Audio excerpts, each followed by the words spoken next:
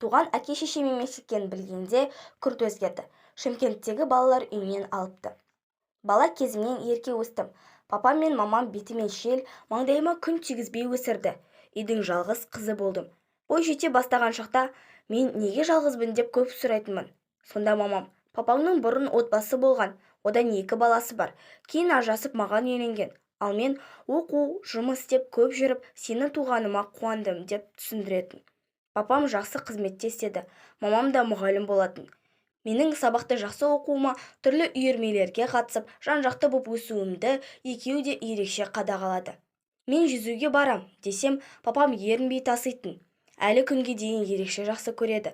Тұрмысқа шыққан күні қимай, ағыл-тегіл жылаған. Ерте кетіп барасың деп қимай. Қазір өзімнің 2 перзентім бар. Ата-анама жақын, көрші мөлтек-ауданда тұрамыз. Жалғыз қыз болғасын, төркінге жиі барып хабар алып тұрамын. Олар да немерелерін көргенде қуанып, бір жасарып қалады. Өзімді бақытты қыз, бақытты жар, жақсы ана сезініп жүре берер ме едім. Бір күні күтпеген нәрсе орын алды. Мамам Сары Ағаш қаласына шипажайға кетті. Әкем күндіз жұмыста.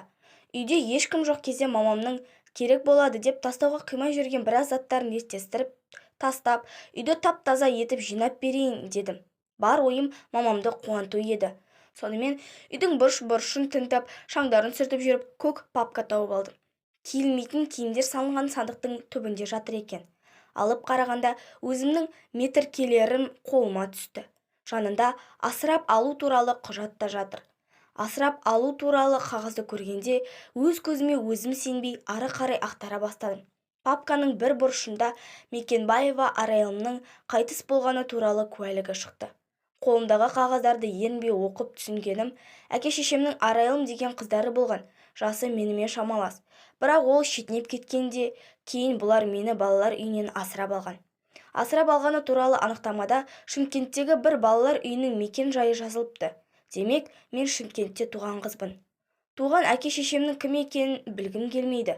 Осы тағдырыма ризамын. Әсіресе папам мен мамамның дәл маған құты түсіп, мейірімі ауғанына шүкір деймін. Балалар үйінде өссем, жағдайым қандай болар еді? Бірақ шыққан руымды білсем деген ой келеді анда-санда. Шындықты білгенімді әкеме айтайын деп бірнеше мәрте ақталдым да, соңынан ол ойымнан айныдым. Себебі олардың маған деген аппақ көңіліне қаяу түсіргім келмеді. Бірақ күйеуім төркініме барам десем, сен оларға ешкім емессің, балаларымыз да бөтен ғой деп сөзімен шымшып алады. Папамның бірінші некесінен 2 баласы бар деп едім ғой. Жақында папамның туған күнін жасадық. Сонда 2 ұлы әйелдермен, балаларымен келіп, көп жыл үзіліп қалған байланыс қайта жалғанды.